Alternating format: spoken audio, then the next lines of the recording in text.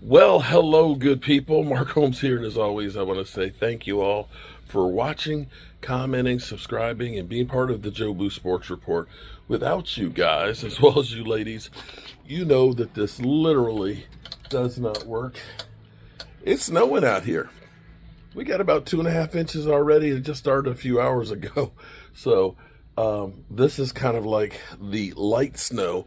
The heavy stuff's not coming for a couple of hours. But I just wanted you guys to see what it looks like here right now at the Red Brick House. And it's really, wow. Here, I tell you what, let's take a look here. Let's go out. The Christmas decorations look really nice with the snow and stuff on it.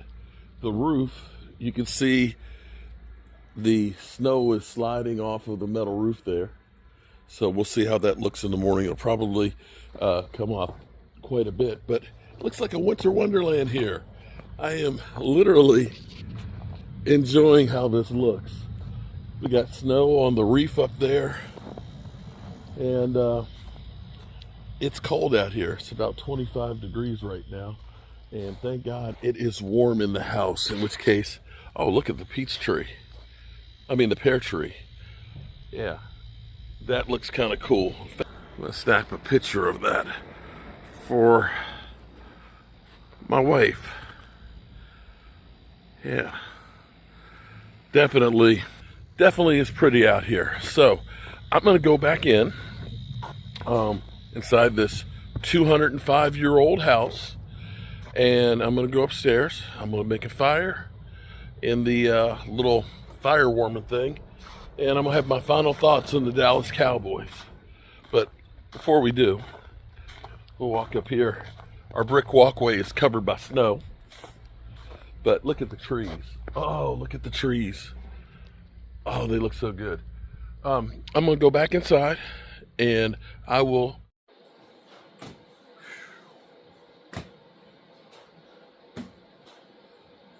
Well, it feels a lot warmer inside here than it did outside, and let's warm it up a little bit more.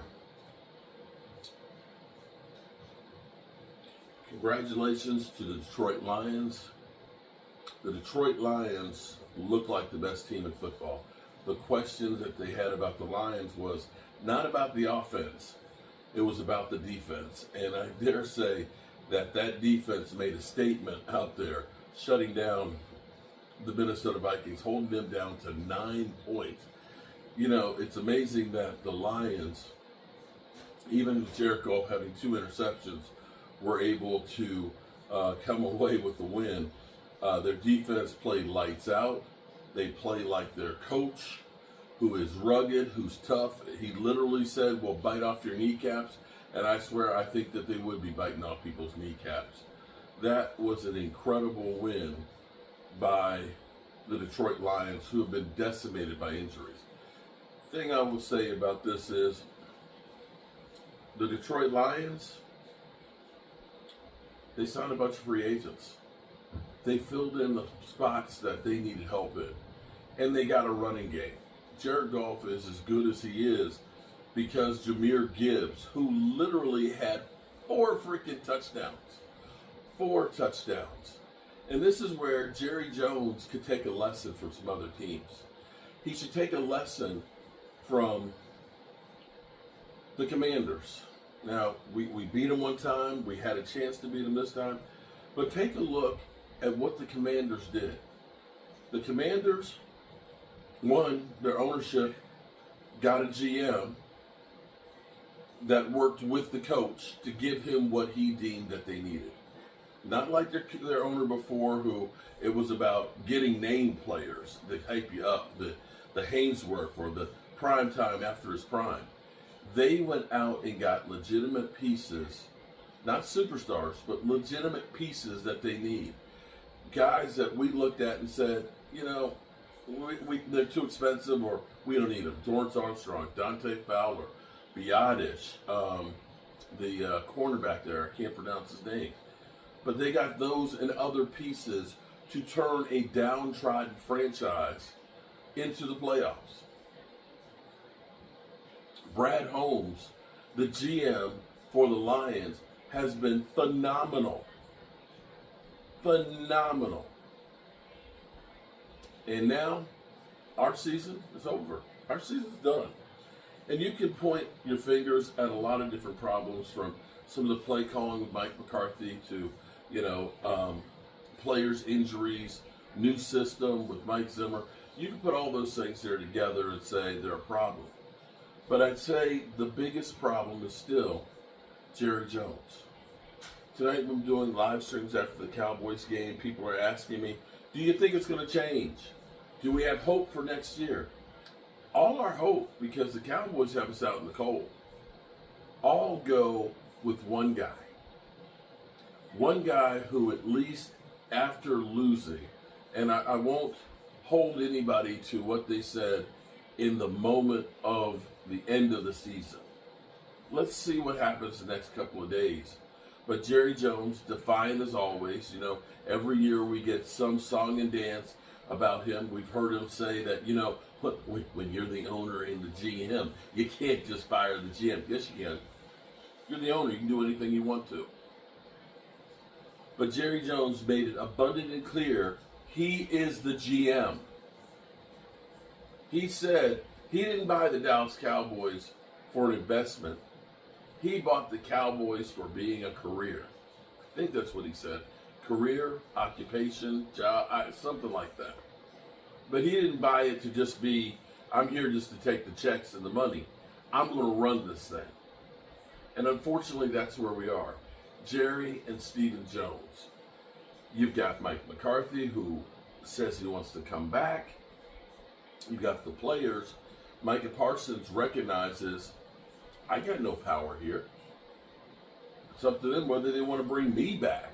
Much less, Jerry ain't going to listen to me on what to do with Mike McCarthy or anybody else. I've made my pleas before. So it's all in Jerry and Stephen Jones' hands. And what they do, we'll know. God will know. Jerry Jones said some things that just kind of make you pause. And I'm trying to listen to my own advice, which is, don't listen to Jerry Jones.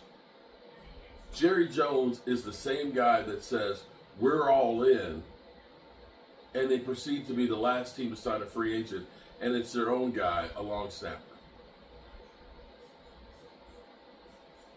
He says, well, Mike McCarthy, he can talk to other teams, I want guys that want to be here. Well, I'm going to be honest with you, Jerry.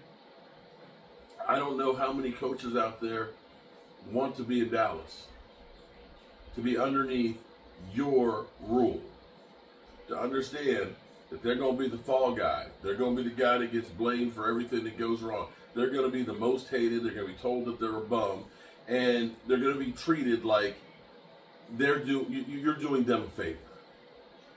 It's not a good work environment. You got everybody who works for you, Jerry, saying, give us a chance here with what we have. Let's not start the clock over again. We're going to start over with new systems. And pleading you to get the pieces to help win. Now, as I go down through, you get pieces of things that try to cause a reaction. Okay? You get the way it's brought up, the way it's said. You can take a piece out of context and it sounds terrible. And like Jerry Jones saying, and I didn't hear it, but Jerry Jones saying, Mike McCarthy, he can go out and do interviews with other teams, basically giving the permission, like, I want people that want to be here. And if you take that piece, you think that he's literally just saying only that, and basically saying, screw Mike McCarthy, get out of here. You're not loyal, then I don't want you. But when you listen to the totality of all of it, then it sounds different. So when you hear 27 free agents, that sounds really bad. But this isn't like last year where we had Dorrance Armstrong, Dante Fowler, Hankins, Biotish, Stephon Gilmore. You know, when you looked at guys, 9 starters, and then getting rid of Tyler Smith, you look at that differently than when you look at the list this year. Yes, there is Osa Digazua, who's been a key on the defensive line. Yes, it's Rico, but it's also Cooper Rush and Trey Lance. It's your kicker. You want to bring him back, definitely. It's Rico, that guys that you look at and say, these are the guys we want to make sure that we bring back. There's some guys in there, that Carl Lawson, that you look at and say, yeah, Carl Lawson played pretty good for us and we'd like to bring him back. But there's other ones you look at that and say, they didn't get anywhere close to the field. And you can bring them back, and they're basically going to be on a minimum contract. So that list isn't as bad as it seems. And when they say, we got to sign Micah, well, guys, already baked into the equation is Micah Parsons' 5th-year option, which is $21 million. That's part of the number that we already have on the books. If they don't do anything with Micah, we already have the money set aside at $21 million. If they do Micah's deal, which he's saying, I'll take less if you hurry up and get this thing done. The reason why is he recognizes getting the big wad of cash early, but it'll also save cap room. CeeDee Lamb's 5th-year option number started out, it was $18.8 or $18.5 million. His actual cap number after they did his contract was 8.5. So if we take the $19 million of space that's already on the books, we take the money that's 22 that's left right now, roll that over, and we get Micah Parsons' deal done, that's $50 million right there without having to restructure anybody's contract. But if you want to, you can restructure Dak and CD, and you can be well over $100 million. If the Joneses want to do something. That's the bottom line here. Listen, this isn't a situation where you don't have some talent if these players come back healthy. You've got the number 12 draft pick. You should be able to get some decent players. Oh, Trey Lance is another one on this. I don't know if I said that as free agent. You've got opportunities and things that you can do. Typically, this time of the year, we're about $25, $30 million over the cap. And have to restructure contracts just to get Dak down to 0 to start the league year. We're in a better position right now than we've been in forever as far as the cap goes going into an off season. And when you think that $110 million of our players is on injured reserve, you're going to get a lot of those guys back that are going to help you be able to win. This could go two ways. It could end up being the same old where we just suck ass because the Joneses, turn around and say, well, we were close. If it just wasn't for the injuries, that we would have been, right there with everybody else. Or this could be an opportunity where the Cowboys finally say, let's push these chips in. The thing that gives me hope on being able to do that is listening to the last interview with Stephen Jones, where he said he realized and recognized Jerry Jones is getting up there. And Jerry Jones is not going to be able easily rein back in. I hope that's the case.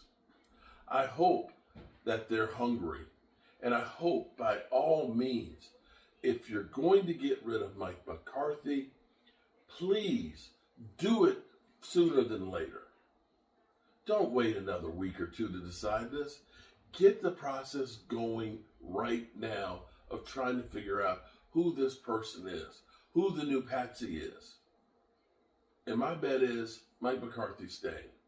What you've been hearing, on here is two sides right now trying to negotiate. And I can guarantee you Mike McCarthy wants more money and wants more say in what they do. And I think he deserves it. It's been a long season. And in some regards, it hurts it being over. But in a way, I'm glad it finally is. I'm glad that finally now, maybe the Cowboys will be introspective. They'll autopsy the body and they'll realize we've got to do some things different. It's all in Jerry and Stephen Jones's hand. So there you have it. So good, people.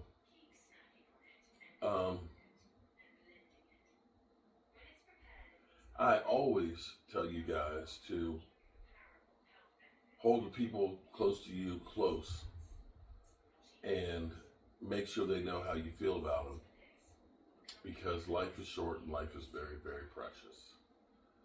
And this week is 11 years that my original channel was started. 11 years.